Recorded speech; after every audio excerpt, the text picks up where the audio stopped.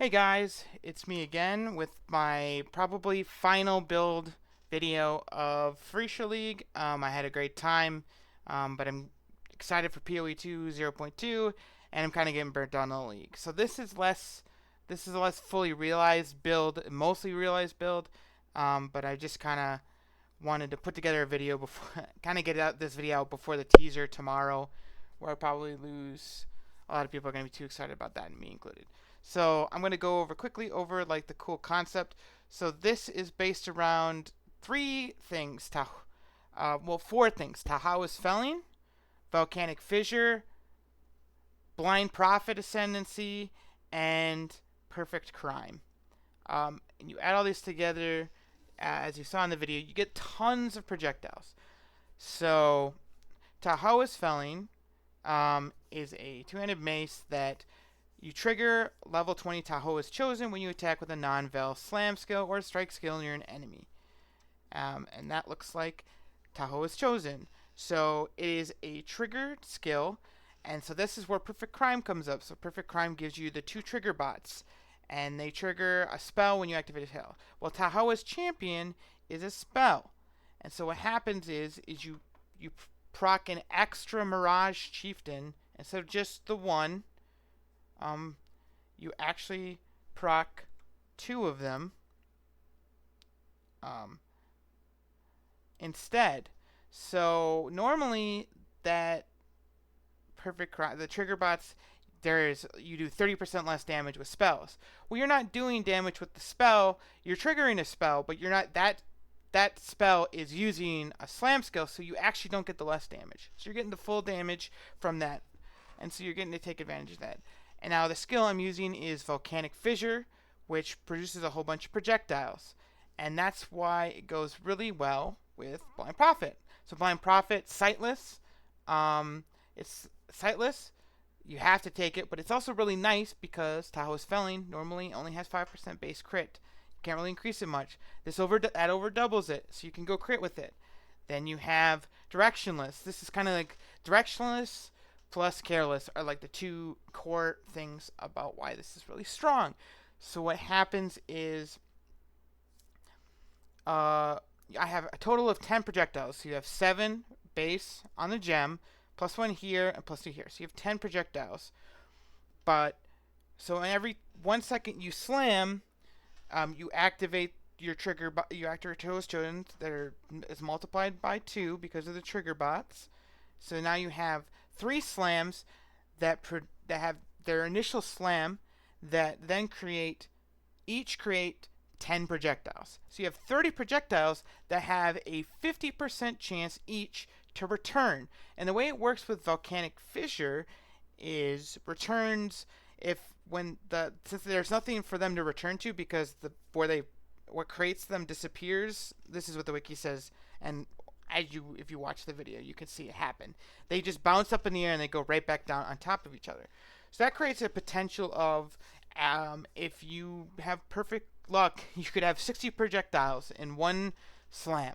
That's a ton. That's a ton. And so that's sort of the main concept of damage, and why I went the ascendancy I did, and you need to be a shadow. So you have 3 options because the whole concept is using Tawhoa's Felling with the trigger bots. As far as damage goes, Tawhoa's Felling has an okay fizz roll on it, but it's not amazing. So I wanted to get damage somewhere else. I had contemplated going Abyss Jewels, but I ended up not liking it. So instead, I went Replica Covenant, which gives level 29 added cold damage, and allows it to be a 6-link. So I was able to do it with this, and then I combined it with the Devouring Diadem. So that way, all of the cost becomes Energy Shield, allowing me to use Energy Leech to leech from the enemies. And so that basically becomes Mana Leech. Very powerful. And then what I realized is when I was coming up with a defensive layers, I have now sacrificed 2 items that don't really give. This gives percent life, but this gives no life. The Devouring gives no life. and then it makes your energy shield cover for your mana, so you're not getting protected. So I really wanted mind over matter. Well, the problem is mind over matter is way over here. Not very pleasant to travel to. That's a lot of points. And so I noticed that at Precursor's emblem, you have mind over matter, or you have maximum power charges. So I grabbed this ring with this mod, and then I'm using grand spectrums for minimum power charges on one. The other one is minimum endurance charges, and then I'm doing. Right now I have crit. I don't really need crit. If I could change it, I'd either do max life or elemental damage. One of those two would work just as fine. You might even be able to go elemental resist and maybe drop either this or this.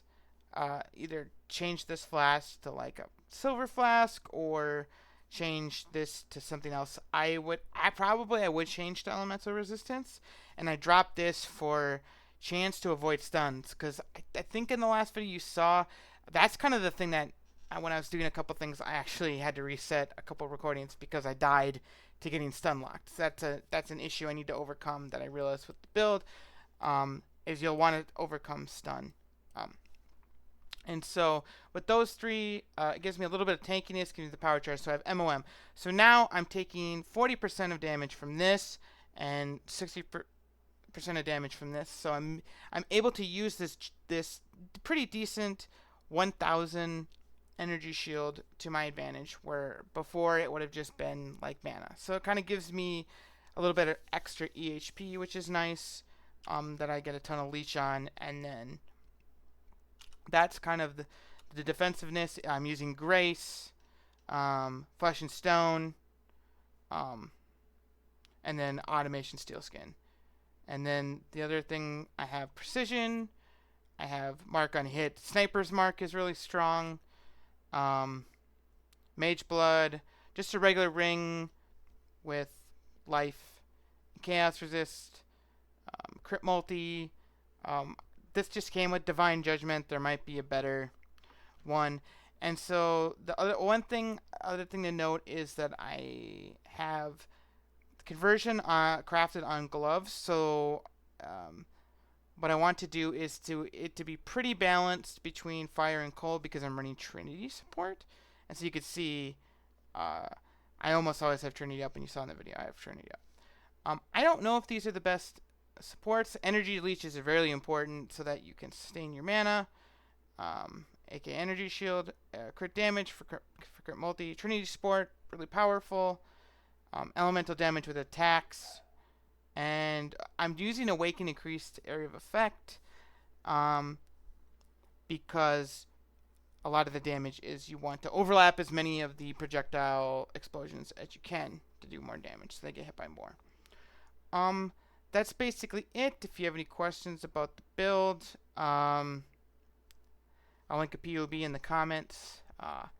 Thanks for watching.